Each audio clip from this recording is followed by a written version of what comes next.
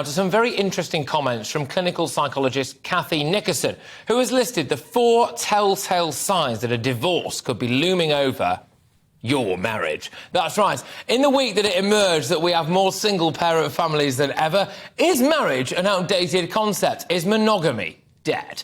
Dr. Kathy Nickerson revealed the 4 telltale signs in a divorce is, I believe, here's what she had to say, yes, that's right, is criticism, when your partner shares harsh judgments on your thoughts, contempt, acting with contempt when your partner talks, defensiveness, being quickly defensive when being criticised without taking responsibility, and stonewalling, when you shut yourself down in a conversation whilst your partner is talking. Right, OK, so if that sounds like you, your marriage is dead. We have love coach and former Celebs Go dating expert Nadia Essex with us to unpick this right now. Nadia, thank you very, very much. Yes, great to have you back on the show. OK, so this is interesting. So talk me through what stonewalling is, because last time I checked, I thought there was some kind of human rights campaign group. Well, yeah, I mean, it's close.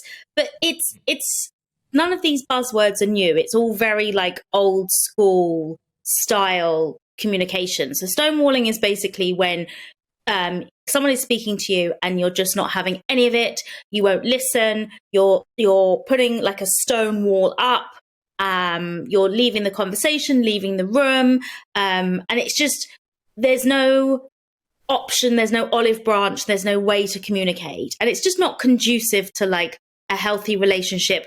Even with friends, you know, you can't have a friendship that is constantly, when you try and call them out on something or you try and have a conversation about their behavior or even an opinion on what you think is right or wrong, if they just shut you down constantly, the friendship isn't going to last very long. And to be honest, neither is your marriage.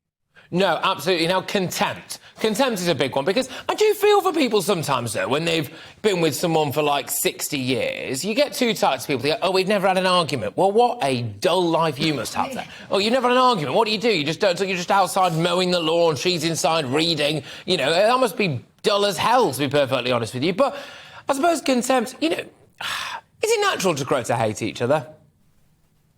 No. And I think that when you hear like the older generation say that, like we've never had an argument or whatever, I don't think that's like our version of arguments is what we see on Towie. You know, we see, you know, screaming, shouting, calling each other names. It just like toxic, you know, narcissistic nightmare.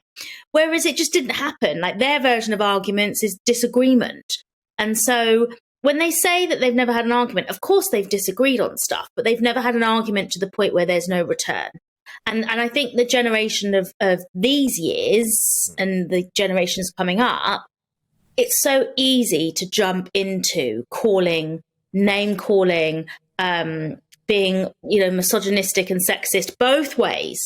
You know, bringing up things from people's past, and just when the youngsters of today have an argument, they go for the jugular. There's no holds barred. And I think that when the older generation say we never had an argument, they mean like that. Of course, they've disagreed on stuff, but they also realise that their relationship is more important than who's right or wrong about the price of cheese. Do you think it's trickier these days, though, because you've got apps that are like a kind of sexual meat market, haven't you? Like Tinder and Bumble or whatever, you know, all of these things. You've even got apps for people to have extramarital affairs, for example. And we're seeing divorce rates, coincidentally, go right through the roof. You could also argue as well that people are taking better care of themselves and holding up better in their old age. Therefore, is monogamy an outdated concept? I think monogamy has always been a choice. We are not naturally a monogamous species. You have to remember we are literally a species. As we may have consciousness and we may be evolved, but we're still came from, you know, the cavemen and evolved from whatever you believe in, your religious beliefs. You know, we came from somewhere, and we're not designed to be monogamous. Every other species that are on this planet that have, you know, mate for life, they just do. That is what happens. And we don't. And so therefore monogamy has always been a choice, and it will continue to be a choice. And again, in these coming up in the last 10, 15 years of dating, monogamy, the lines have blurred. You know, you don't have to, like, nowadays you can be seeing someone without being boyfriend and girlfriend. Yes. You can, you can be exclusive, but not boyfriend and girlfriend. And there's all these new labels of being exclusive and seeing and monogamous yet not. For me, it's very, very simple. I'm old school. If we're exclusive, we're exclusive. Okay. We're boyfriend and girlfriend. If you're not seeing anyone else and I'm not seeing anyone else, we're together.